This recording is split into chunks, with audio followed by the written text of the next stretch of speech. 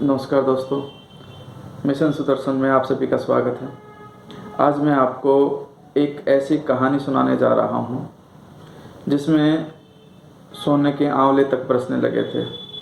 ये आदि गुरु शंकराचार्य के जीवन की सच्ची घटना पर आधारित है।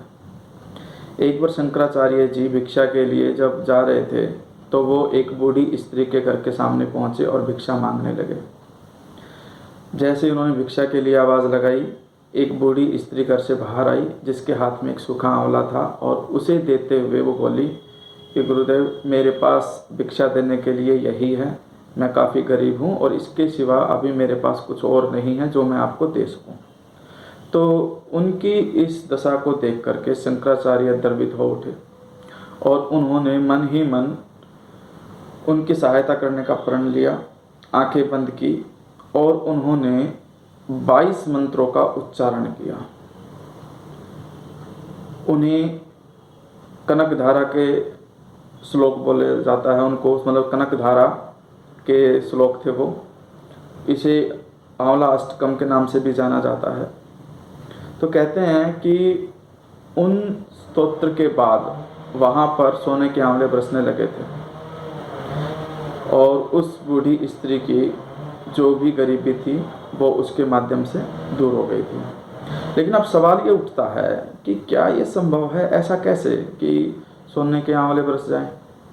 तो इसके लिए हमें ज़रूरी ज्ञान की ज़रूरत है। मैं आता हूँ अब मैथमेटिक्स के मेन टॉपिक पर। मैथमेटिक्स के अंदर एक टॉपिक होता है सेट, यानी कि सेट थ्योरी ये कहती है कि जो जिससे बनता है वो वास्तव में वही होता है। अब ये सेट थ्योरी क्या है? जैसे कि मान लो यूनिवर्सल सेट है आपके पास और उसके बहुत सारे सबसेट बना दिए जाते हैं। जैसे कि हम रियल नंबर को यूनिवर्सल सेट लेकर के चलते हैं। अब उसके सबसेट्स बनाते हैं। नेचुरल नंबर जो है वो वोल नंबर का सबसेट होता है, वोल नंबर इंटीजर का सबसेट होता है, इंटीजर रेशनल नंबर का सबसेट होता है और रेशनल नंबर रियल नंबर का सबसेट होता है। लेकिन नेचुरल नंबर, वोल नंबर, इंटीजर, रेशनल, ये वास्तव में देखोगे तो ये रियल नंबर ही हैं, क्योंकि ये रियल नंबर के एलिमेंट से ही बने हुए हैं। तो एक तो ये चीज़ हो गई। अब हम आते हैं प्रकृति की संरचना पर। अब हम देखते हैं कि जितनी भी कीमती धातुएं हैं वो सब हम पृथ्वी से पाते हैं। अब पृथ्वी के बनने की प्रक्रिया में जाते हैं तो बहुत समय पहले ये एक गैसीय पिंड थी। साइंटिस्ट भी इस चीज़ को प्रूफ कर चुके हैं बिग बैंग थ्योरी के थ्रू कि बहुत पहले बहुत ज़बरदस्त एक विस्फोट हुआ था और उस विस्फोट के तहत ही ये सारा सौरमंडल, ब्रह्मांड वगैरह बना था। तो बहुत समय पहले जो पृथ्वी है हमारी वो एक गैसीय पिंड थी और समय के साथ वो ठोस हुई, यानी कि गैस से पृथ्वी बनी ठोस आकार में। तो पृथ्वी के अंदर जितने भी तत्व बने हैं अगर हम उनको बैकवर्ड सीक्वेंस में देखें तो एक प्रकार से वो गैस से ही बने हुए हैं। अब गैस जो होती है वो कहाँ होती है? आकाश में। पृथ्वी भी किस में स्थित है? आकाश में। तो एक प्रकार से पृथ्वी जो है आकाश का सबसेट हुआ। अब आकाश क्या है?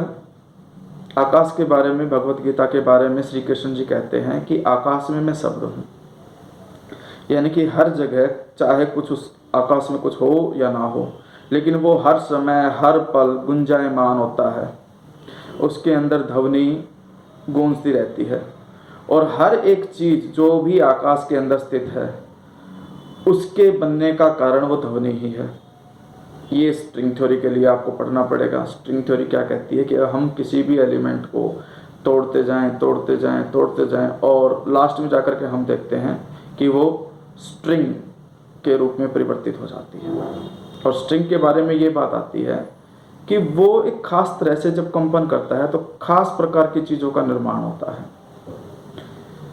तो अब यहाँ पर चीज़ ये आई कि जो पृथ्वी है वो आकाश का सबसेट है, इसीलिए पृथ्वी अपने आप में आकाश ही है, क्योंकि वो आकाशीय तत्व से बनी है।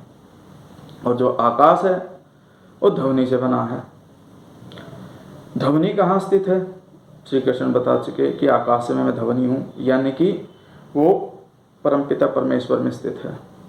तो इस तरह से अगर हम इस सीक्वेंस को देखें तो हर एक चीज़ का कारण ईश्वर ही है। अब बात आती है कि आंवला अष्टकम में जो श्लोक बोले गए थे उसकी भाषा पर। वो भाषा संस्कृत थी।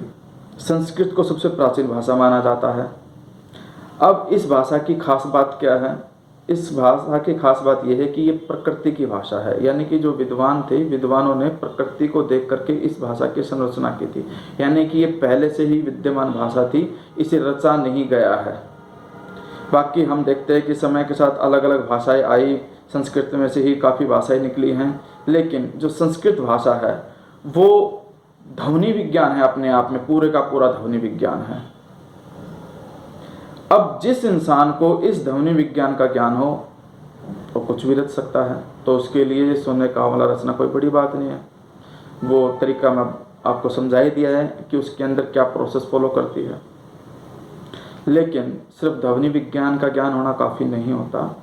किसी भी चीज़ के निर्माण के लिए जरूरी जीवन ऊर्जा की जरूरत होती है।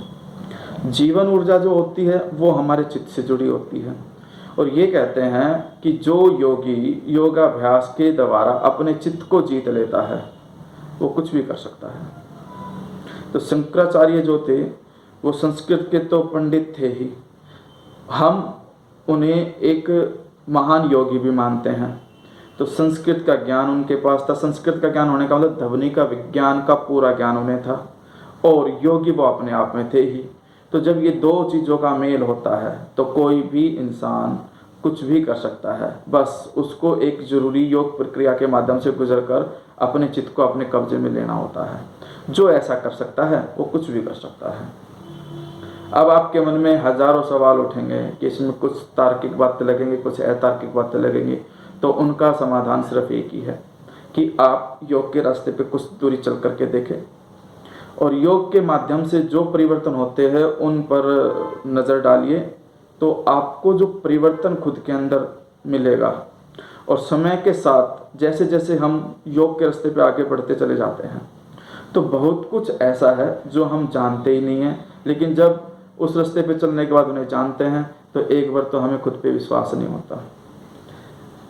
इसीलिए आप इस चीज़ पर ध्यान दीजिए।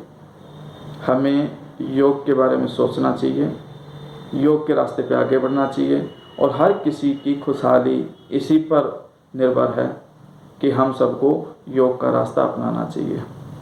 जितना ज़्यादा हम इस रास्ते पे आगे चलेंगे उतनी ज़्यादा शांति हम अपने अंदर भी पाएंगे और इस विश्व में भी ला पाएंगे। धन्यवाद।